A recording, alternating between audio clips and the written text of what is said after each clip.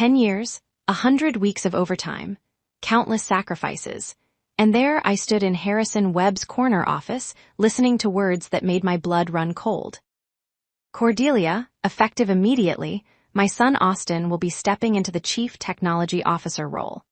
You'll transition to a senior advisory position, helping him learn the ropes, of course. The Austin skyline stretched behind him through floor-to-ceiling windows. I'd helped build the company that occupied 3 floors of this building. My code formed the foundation of every product we'd shipped. My architecture decisions had scaled us from 12 employees to over 200. And now, a desk job, a babysitting assignment. Ready to coach my kid? Harrison asked the next morning, his tone suggesting this was already settled. I looked at him, really looked at him, and felt something shift inside me. Something that had been bending for years finally snapped into a different shape. Not broken, transformed. No, I said quietly, I quit. His jaw dropped.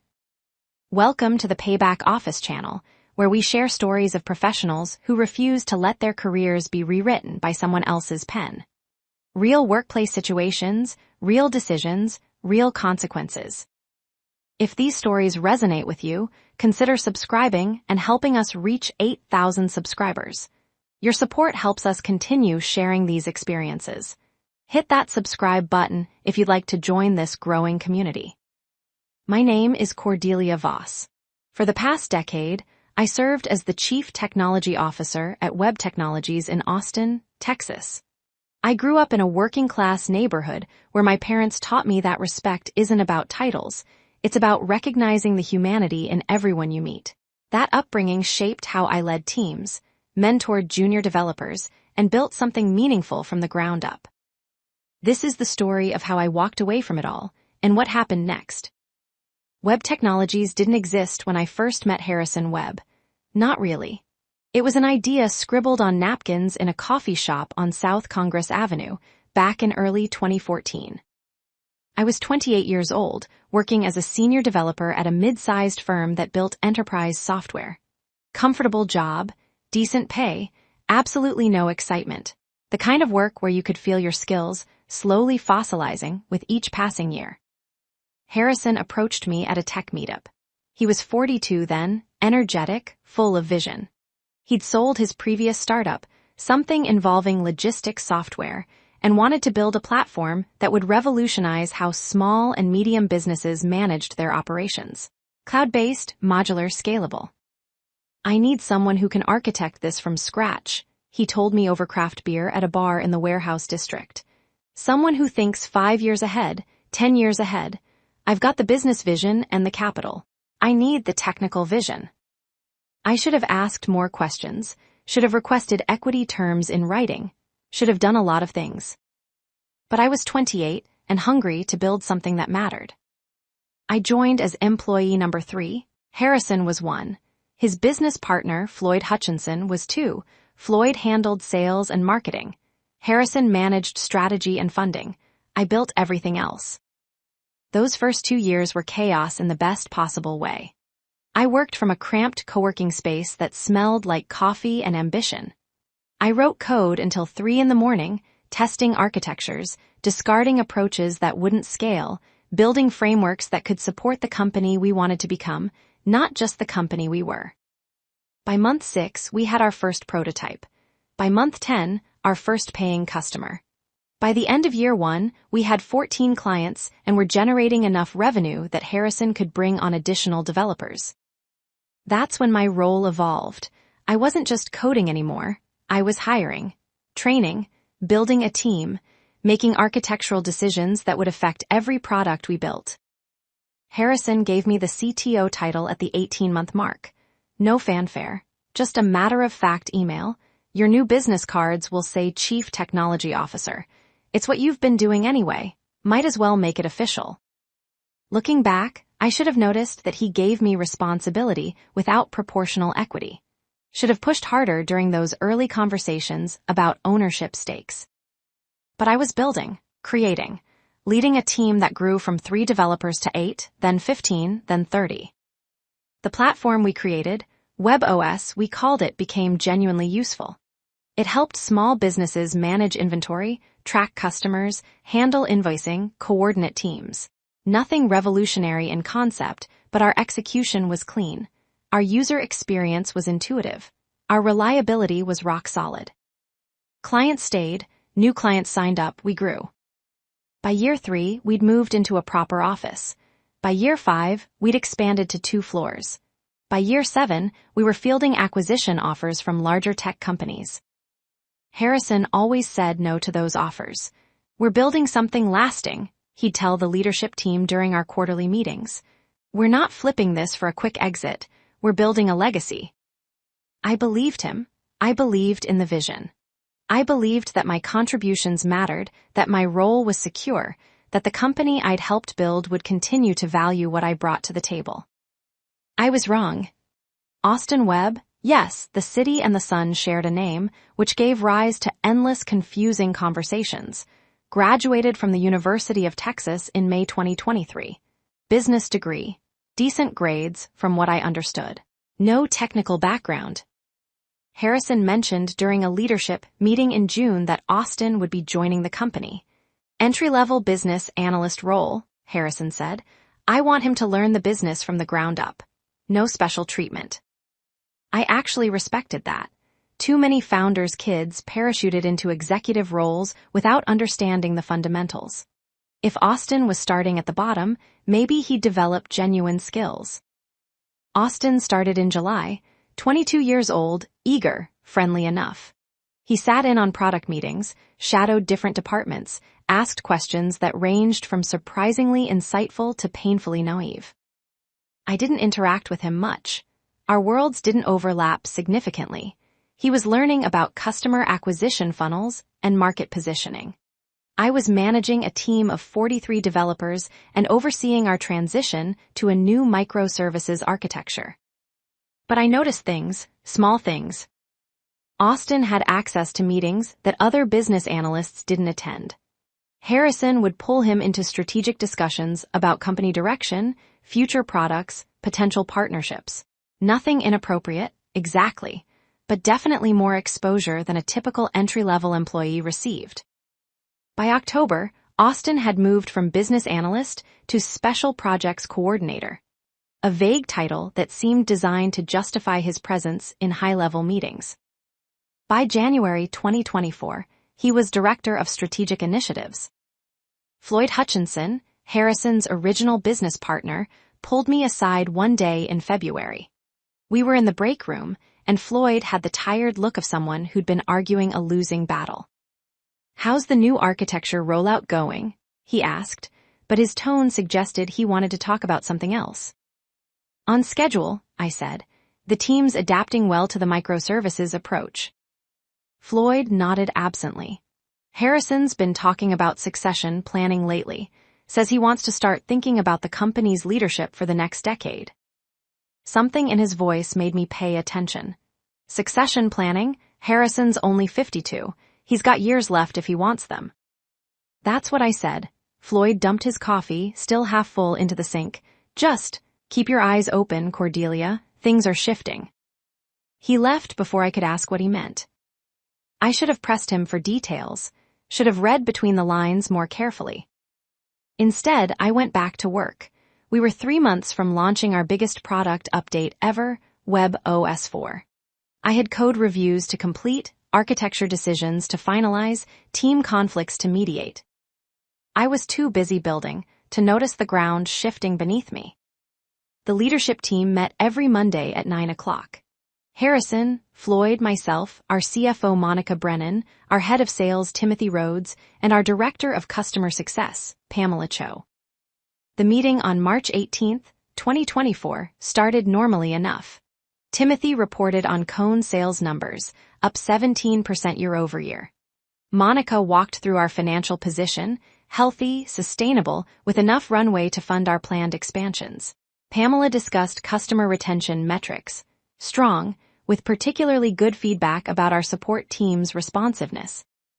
Then Harrison cleared his throat in that particular way. That meant he had something significant to announce. "I want to talk about organizational structure," he said. "We've grown tremendously over the past decade. 214 employees now. Revenue approaching 30 million annually. We're not a startup anymore. We're an established company, and we need to think about what that means for how we're led. I glanced at Floyd. He was staring at the table. I've spent considerable time thinking about sustainability and succession, Harrison continued. And I've decided to make some changes to our executive team structure. Effective April 1st, Austin will be stepping into the role of Chief Technology Officer. The words landed like a physical blow. I heard Monica inhale sharply. Timothy's pen stopped moving across his notepad. Cordelia, Harrison said, turning to me with a smile that probably seemed warm to him, you've done extraordinary work building our technology foundation. Nobody disputes that. But as we scale, I think we need fresh perspectives in leadership. Austin brings new energy and a strategic mindset that complements your technical expertise. Fresh perspectives, new energy, the words you use when you can't say, he's my son and I want to give him your job. What role would I be transitioning to? I kept my voice level, professional, even though I wanted to flip the conference table. Senior Technology Advisor, Harrison said. You'd work closely with Austin, helping him understand our architecture, our code base, our team dynamics. Your experience would be invaluable in getting him up to speed. Austin doesn't have a technical background, I said, still calm, still professional. He's been here 9 months, none of them in an engineering capacity. How would he oversee a team of 43 developers working on complex distributed systems? He'll learn, Harrison said, with your guidance. That's exactly why we need you in this advisory role. I looked around the table. Monica looked uncomfortable. Timothy was studying his notepad like it contained the secrets of the universe. Pamela met my eyes briefly, then looked away. Floyd was still staring at the table. This is effective April 1st, I asked. Yes, 2 weeks from today. That'll give us time to make the announcement to the broader team and begin the transition process. The meeting continued. Other topics were discussed. I don't remember any of them. I sat there, nodding occasionally, while my brain processed what had just happened. 10 years? I'd given this company 10 years. I'd built the technology platform from scratch. I'd hired and trained every developer on the team. I'd made the architectural decisions that allowed us to scale. I'd spent weekends debugging critical issues and nights redesigning systems to support new features. And I was being replaced by a 22-year-old with a business degree whose primary qualification was his last name. The meeting ended. Everyone filed out except Harrison, who gestured for me to stay. I know this is a big change, he said once we were alone, but I hope you can see the opportunity here. Less day-to-day management stress, more time to focus on big-picture technical strategy. And honestly, Cordelia, you've been running hard for a decade. Maybe it's time to shift to something less demanding. Less demanding, as if I'd asked for that, as if I'd shown any sign of wanting to step back. I need to think about this, I said. Of course, take the rest of the day if you need it, but I'm hoping you'll embrace this transition. Austin's going to need your expertise, and the company needs continuity during this change. I left his office and went back to my desk. Then I left the building entirely and walked along the river trail until my hands stopped shaking. I didn't sleep that night. I lay in bed staring at my ceiling, running through scenarios. Option 1, accept the demotion. Stay on as Senior Technology Advisor. Spend my days explaining to Austin how things worked while he collected the CTO title and salary. Watch my team, the team I'd built, report to someone who couldn't tell Python from JavaScript. Option 2, fight, push back. Argue that this was unjust, that Austin wasn't qualified, that Harrison was making a catastrophic mistake. Maybe rally allies, maybe threaten to leave if the decision wasn't reversed. Option 3, walk away. Quit. Update my resume and find a new position where my contributions would be valued rather than transferred to the boss's son like a family heirloom. Each option had consequences, each one left scars. I thought about my team, developers who trusted my leadership, who'd grown under my mentorship. What would happen to them under Austin's management? Would they leave? Would the quality of our work decline? Would the architecture, I'd carefully built a road under someone who didn't understand its principles. I thought about the product. WebOS 4 was scheduled to launch in June, 3 months away. I'd been overseeing every aspect of that release. The new features, the performance improvements, the security enhancements. What would happen if I left? I thought about myself, about the career I'd built, about the fact that I was 38 years old and had just been demoted to make room for the founder's son. If I accepted this, what message did that send? That I was okay being sidelined, that I valued stability over self-respect. By 3 a.m, I'd made my decision. By 6, I'd updated my resume and sent it to 3 recruiters I trusted. By 8, I was showered, dressed, and driving to the office with a strange sense of calm. Harrison arrived at 8:30. I saw him walk past my office toward his own. I gave him 10 minutes to settle in, then I walked down the hall and knocked on his open door. Cordelia? He looked up from his laptop with a smile. Good morning, I'm glad you're here. I thought we could start planning the transition timeline. I'd like to announce the change to the development team by Friday, and then. I'm resigning, I said. He blinked, I'm sorry. I'm resigning. I'm giving you 2 weeks' notice, effective immediately. I'll document critical systems, transition my direct reports, and make sure nothing falls through the cracks. But I won't be staying on as an advisor to Austin. Cordelia, let's not be hasty. I'm not being hasty. I'm being clear. You're asking me to step aside so your son can have my job. I understand that's your right as the founder and majority shareholder. But it's also my right to decide. I don't want to participate in that scenario. Harrison stood up, his expression shifting from surprise to something harder. You're upset, I get that, but think about what you're doing. You're walking away from a company you helped build, from a team that depends on you, from a very generous salary and benefits package. I am thinking about it, I said. That's why I'm leaving.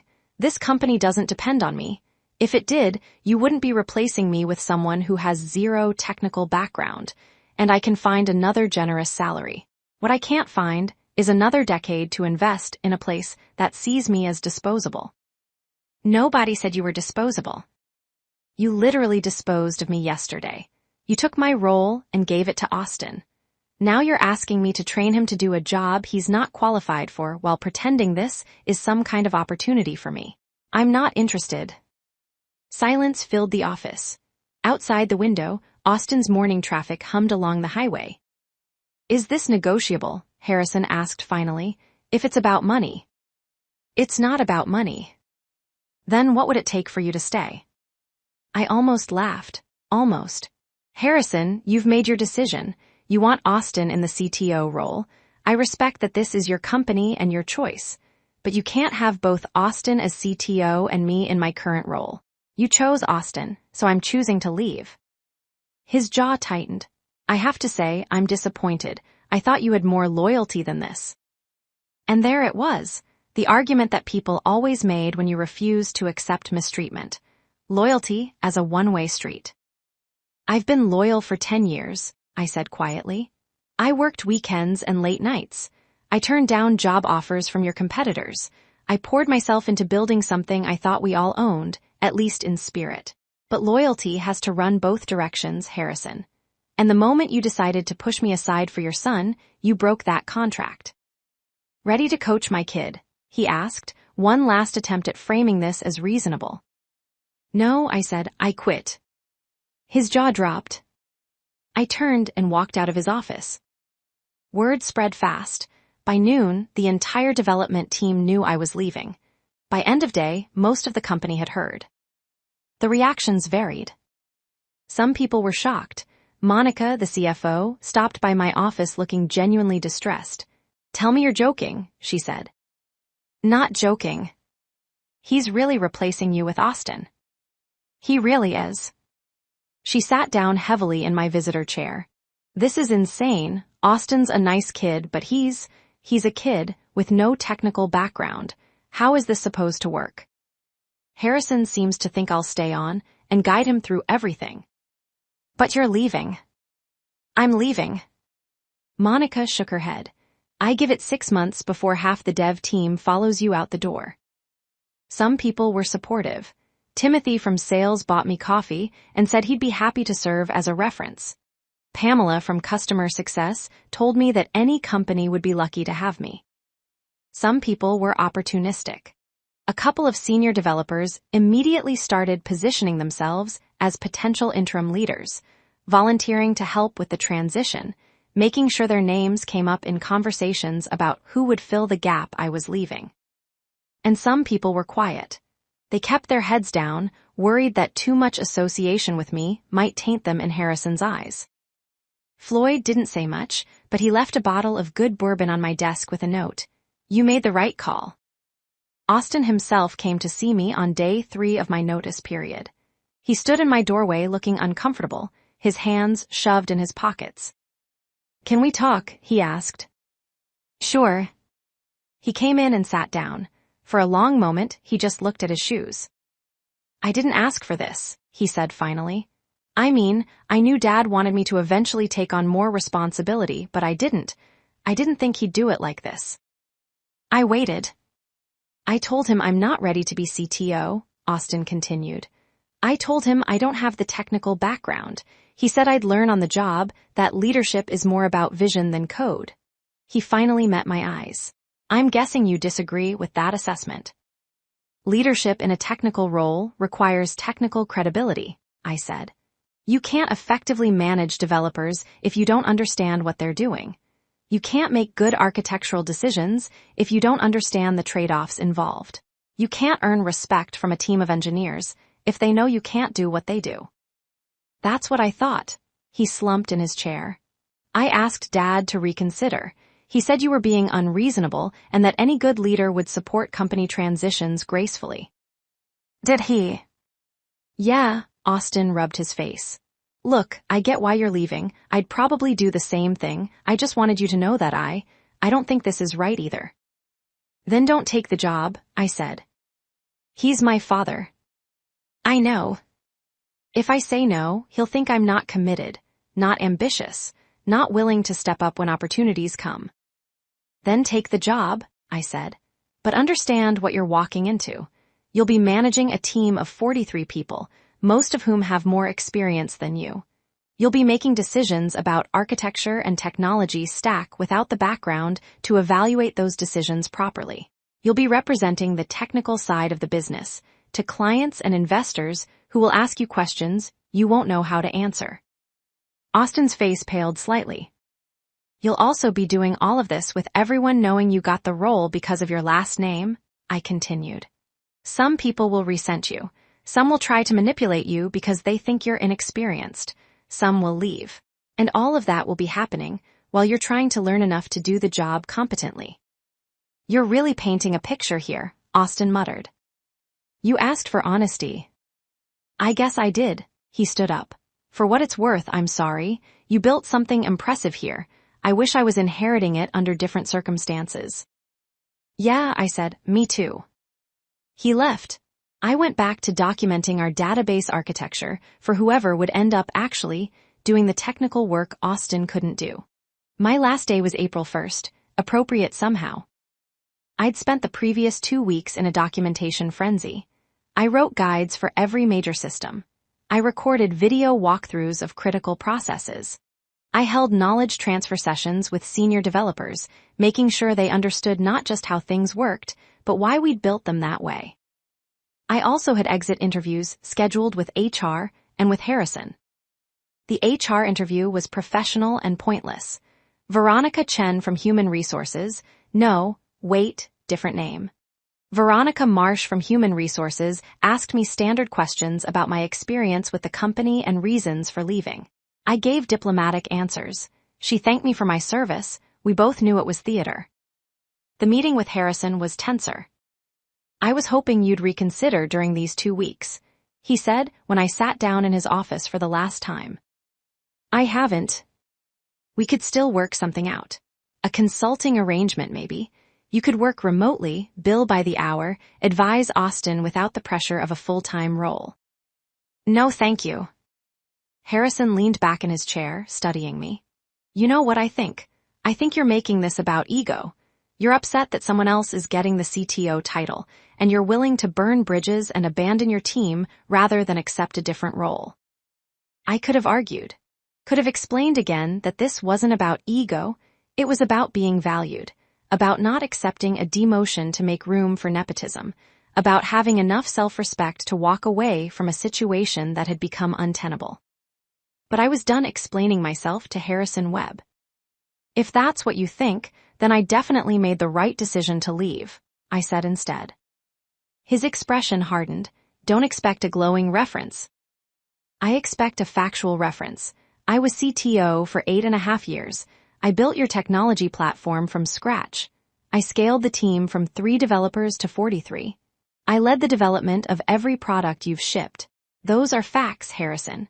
You can choose not to mention them in reference calls, but that says more about you than it does about me. We'll see how you do out there, without the Webb Technologies name behind you. I guess we will. I stood up, extended my hand. Harrison shook it, but his grip was perfunctory. Good luck with the 4 launch, I said. You'll need it. I walked out of his office, collected the few personal items from my desk. A framed photo, a coffee mug my team had given me, the bourbon Floyd left, and headed for the elevator. As I waited for the doors to open, I looked back at the office space. The desks where my team sat coding. The conference rooms where we debated architectural approaches. The whiteboard still covered in diagrams from our last planning session. I'd built this, not the physical space, but the capability it represented, the technology, the team, the culture of excellence and continuous improvement. And I was walking away from it. The elevator doors opened. I stepped inside. The doors closed. And just like that, I was no longer the CTO of Webb Technologies. I took a week off before starting my job search in earnest. I needed space to process what had happened, to separate my identity from a role I'd held for nearly a decade. It helped that recruiters started calling almost immediately. I'd sent my resume to 3 recruiters I'd worked with before. They'd each placed it with their networks. Within days, I had preliminary conversations scheduled with 4 companies. Within 2 weeks, I had formal interviews lined up. The conversations followed a pattern. Hiring managers would review my background, express enthusiasm about my experience, then eventually ask, "So, why are you leaving Webb Technologies? It looks like you've been there a long time." I'd crafted an answer that was both honest and diplomatic. The company is going through a leadership transition, and I felt it was the right time to look for new challenges. After 10 years, I'm excited to apply what I've learned in a new environment. Most interviewers accepted that explanation. Some pressed for details. I never badmouthed Harrison or Webb Technologies. I simply reiterated that the company was moving in a different direction, and I was looking for the right fit for the next phase of my career. 3 weeks after my last day at Webb Technologies, I had 2 job offers. One was from a fintech startup in San Francisco, fully remote, competitive salary, significant equity stake, opportunity to build another engineering team from near scratch. The other was from an established e-commerce company based in Seattle, hybrid role, excellent benefits, larger team, more resources, chance to work on systems at massive scale. Both were good options. Both represented clear steps forward in my career. I was still weighing the offers when Floyd called me.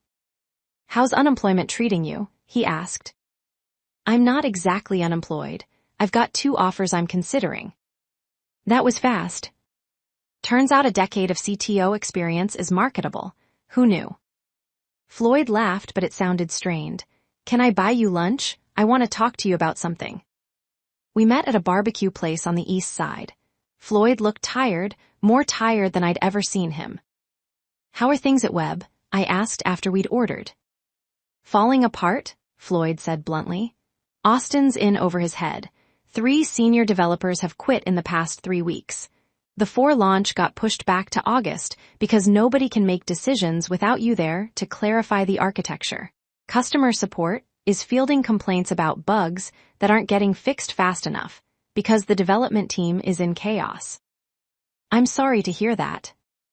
"Are you?" Floyd gave me a wry smile. Because if I were you, I'd be enjoying some schadenfreude right about now. I'm not happy the company is struggling, I said carefully.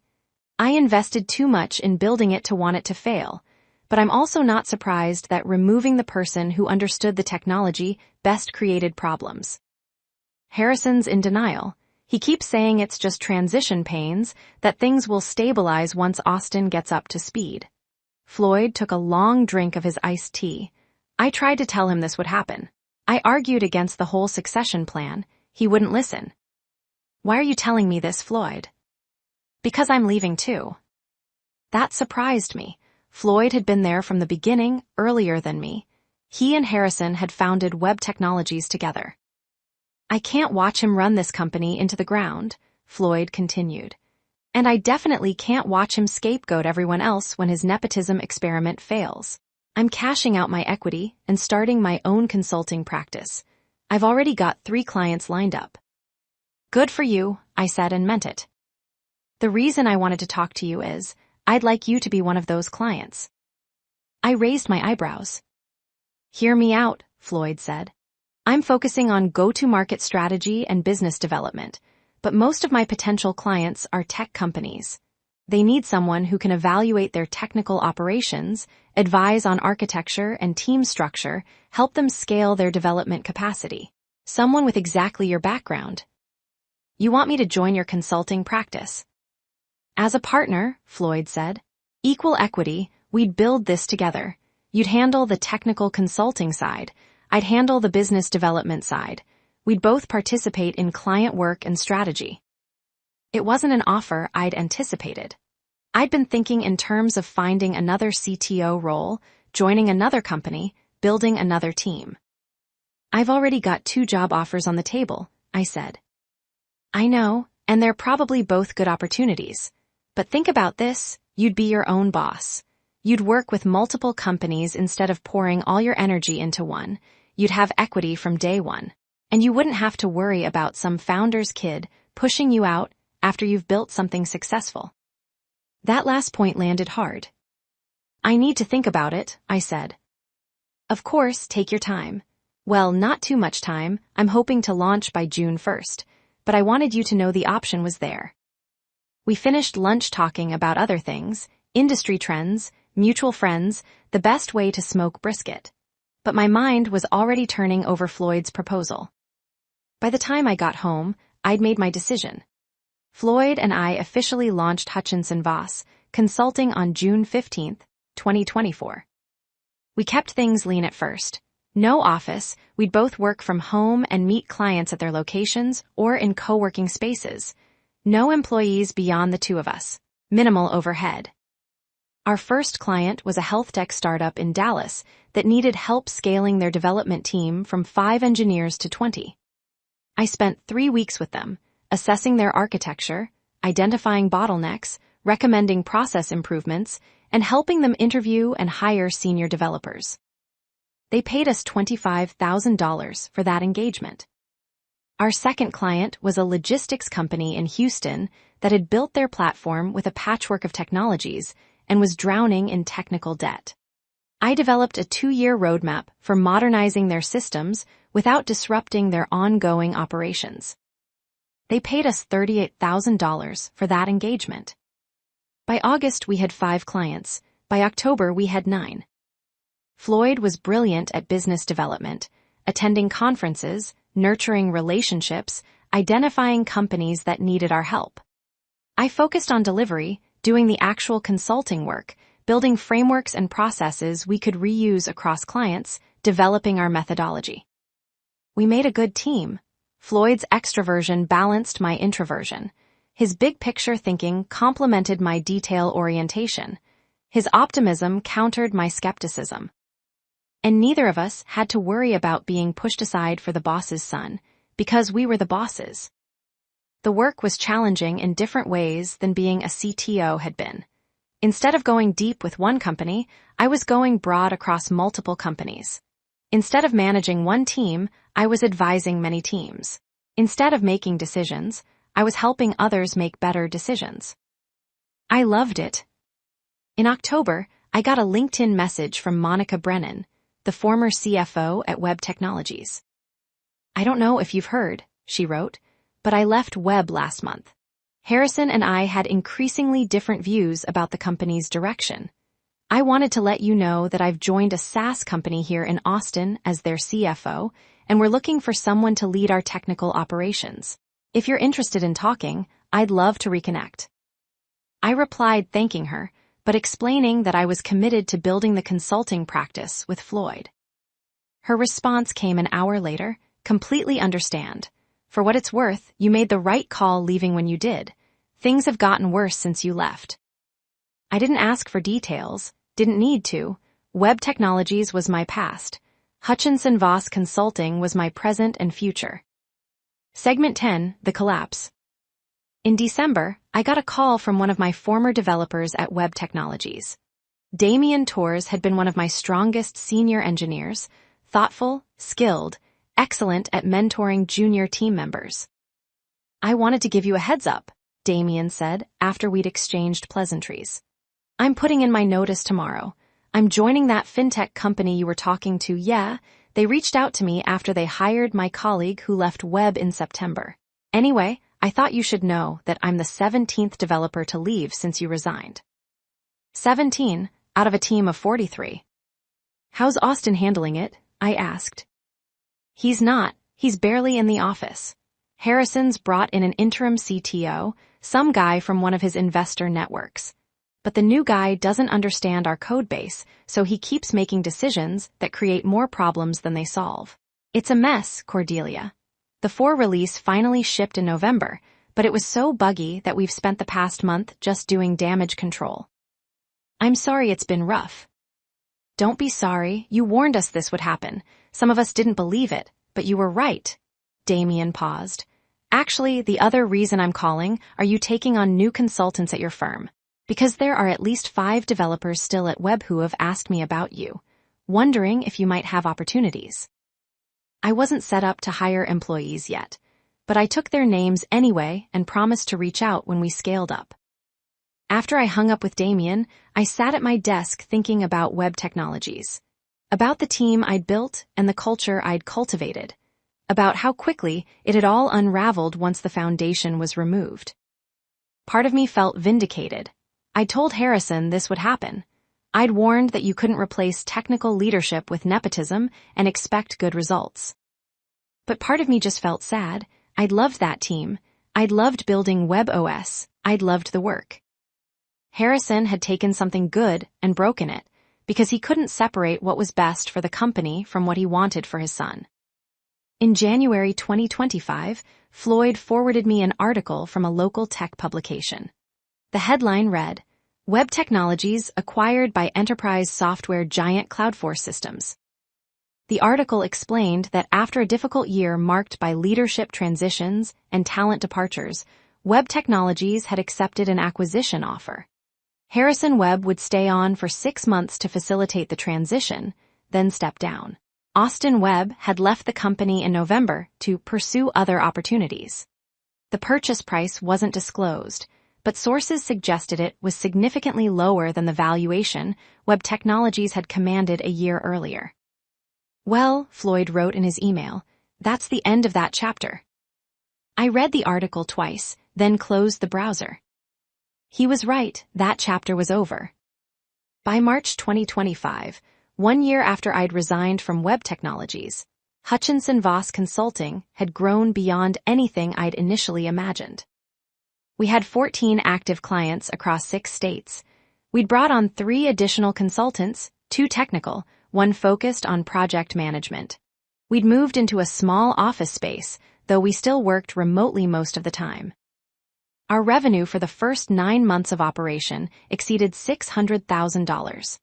After expenses and paying our consultants, Floyd and I each cleared more than I'd made as CTO at Web.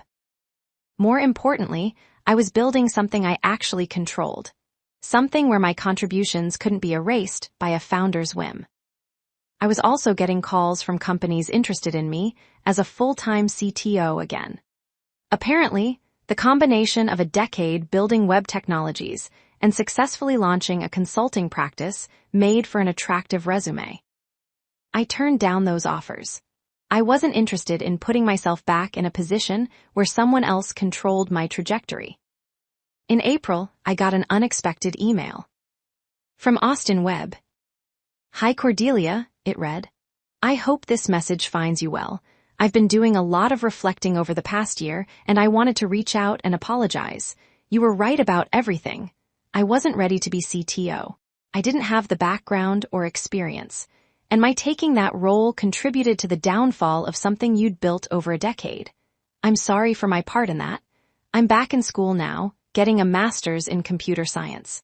I figured if I'm ever going to work in tech, I should actually understand technology. Anyway, I just wanted you to know that I recognize what happened wasn't fair to you, and I wish I'd handled things differently. Best, Austin." I read the email several times. I could have ignored it, could have filed it away as too little, too late. Instead, I replied, "Austin, I appreciate you reaching out. What happened at Webb wasn't entirely your fault. Your father put you in an impossible position. I'm glad you're pursuing technical education. That's exactly what you should be doing if you want to work in this field. I wish you the best with your studies. Cordelia." Short, professional, but genuine. Because holding on to anger about what Harrison had done didn't serve me anymore, I'd moved past it, built something new. That's what growth looked like. Sometimes late at night, when I'm reviewing proposals or planning client engagements, I think about that moment in Harrison's office. Ready to coach my kid. No, I quit. I think about all the ways that conversation could have gone differently. All the versions of myself that might have said yes, accepted the demotion, stayed on as an advisor. That version of me would still be at Webb Technologies, or whatever Cloudforce Systems renamed it after the acquisition. That version would have spent months, maybe years, watching Austin struggle, cleaning up his mistakes, propping up his leadership while receiving none of the credit. That version would have been safe, comfortable, even, still employed, still collecting a steady paycheck. But that version would have been diminished, would have internalized the message that her decade of contributions could be casually reassigned to someone less qualified, would have taught herself that accepting disrespect was the price of stability. I'm glad I'm not that version. The version I became, the one who walked away, who took a risk, who built something new, she's not diminished. She's not safe, exactly. Consulting is less stable than a salaried CTO position. Some months are feast, some are relative famine. There's no comfortable predictability. But she's free. She controls her own career. She works with clients who value her expertise because they're paying for it directly. She's building equity in something that can't be taken away by a founder's nepotism. That's worth more than safety. I've learned things this past year that I never would have learned staying at Webb Technologies. I've learned that I'm more resilient than I thought. That walking away from something I'd built for a decade didn't destroy me, it redirected me. I've learned that my identity isn't tied to one company or one role. I'm not Cordelia Voss, CTO of Webb Technologies. I'm Cordelia Voss, technologist, leader, builder. The companies and titles are temporary. The skills and character are permanent. I've learned that sometimes the most professional thing you can do is quit. That loyalty to yourself has to come before loyalty to any organization. That you teach people how to treat you, and accepting a demotion would have taught Harrison that I was willing to be treated as disposable. And I've learned that the best revenge isn't revenge at all. It's building something better. Floyd and I are planning to scale Hutchinson Voss Consulting significantly over the next 2 years. We're developing proprietary frameworks for technology assessment and team development. We're exploring the possibility of creating software tools to support our consulting methodology. We're thinking about eventually building a platform business, not unlike what Webb Technologies was, but structured so that the people who build it actually own it. Maybe that'll work, maybe it won't, maybe we'll pivot to something completely different. But whatever happens, it'll be our decision, our company, our future. That's the real payback. Not Harrison's company failing, though I won't pretend I didn't feel a certain grim satisfaction when I heard about the acquisition at a discounted valuation. Not Austin struggling in a role he wasn't prepared for. though I do think the experience taught him some valuable lessons. The real payback is this. Harrison thought he could replace me easily. Thought that my contributions were transferable, that the role mattered more than the person in it, that his son could step into the position I'd built and everything would continue smoothly. He was wrong. And I got to build something better while proving him wrong. Today, I'm sitting in a coffee shop in downtown Austin, preparing for a meeting with a potential new client.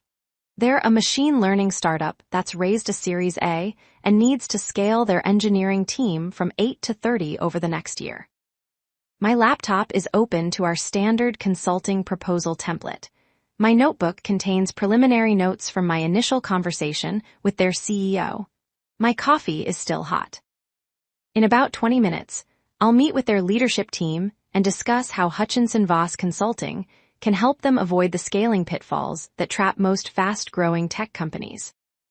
I'll talk about the importance of strong technical leadership, about building culture intentionally, about making architectural decisions that support growth rather than hinder it. I'll talk about these things with the authority of someone who's done it successfully, and who's also seen what happens when companies prioritize the wrong things. The CEO already told me they were impressed by my background. 10 years as CTO at Web Technologies, she said during our phone call. That's exactly the kind of experience we need. I didn't correct her timeline. Technically, it was 8.5 years as CTO, preceded by 18 months as a senior developer and architect. Close enough. I also didn't tell her why I left. Didn't need to. My leaving Web Technologies positioned me to be available for opportunities like this one. My phone buzzes. Text from Floyd. Meeting at 2 p.m. with potential client in Denver. Tech company, 50 engineers, need help with organizational structure. Just thought you'd like to know, they specifically asked for you after seeing your presentation at that conference last month. I smile and text back, great, send me the details. This is what success looks like now. Not one company, one team, one decade-long commitment that can be erased by a founder's decision. Multiple clients, multiple projects, multiple streams of impact and income. I check the time, 15 minutes until my meeting. I review my notes one more time, thinking about the advice I'll give this startup. The same advice I wish someone had given Harrison Webb before he decided to replace competence with nepotism. Value the people who build your success. Recognize that leadership roles require relevant expertise. Understand that stability comes from respecting your team, not from assuming they're too loyal or too comfortable to leave. And remember that every person has a breaking point, a moment when they realize that staying diminishes them more than leaving ever could.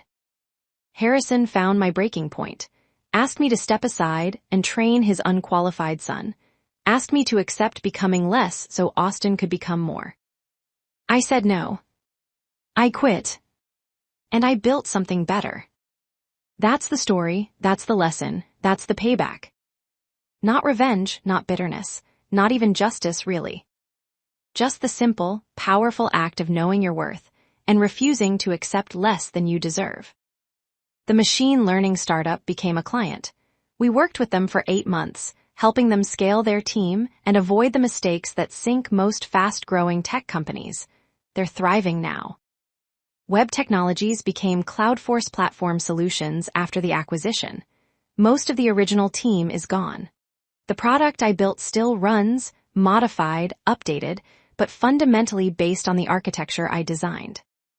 I don't check in on them anymore. Don't need to, that's the past. Hutchinson Voss Consulting is the present. We just hired our 7th consultant. We're projecting revenue of $1.8 million this year. We're exploring acquisition offers of our own, though Floyd and I aren't ready to sell yet. We're still building. I'm still building. Some former colleagues ask me if I regret leaving when I did.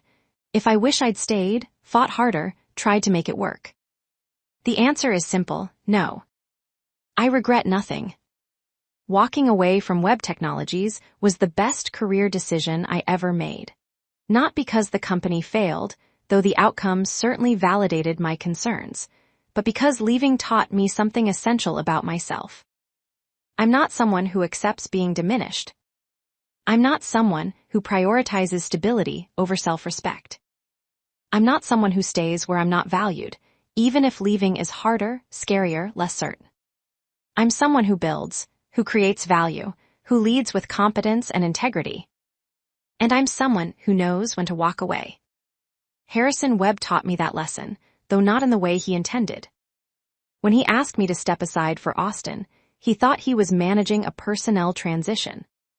What he actually did was free me to become something more than I'd been, more independent, more resilient, more clear about what I would and wouldn't accept. So in a strange way, I owe him thanks. Not for what he intended to do, demote me, replace me, reduce me to an advisor role supporting his unqualified son. But for what he actually did, push me into becoming the version of myself that refuses to be pushed. That's the version sitting in this coffee shop today. The version who owns her own company, controls her own future, and never has to worry about being replaced by the boss's kid. That's the version who said, "No, I quit." And meant it. If you found value in this story, I'd appreciate your support. Please consider subscribing to help us continue growing toward our goal of 8,000 subscribers. These workplace stories matter, and your subscription helps us share more of them. Thank you for listening. This is Cordelia Voss, and this was my story of walking away and building something better.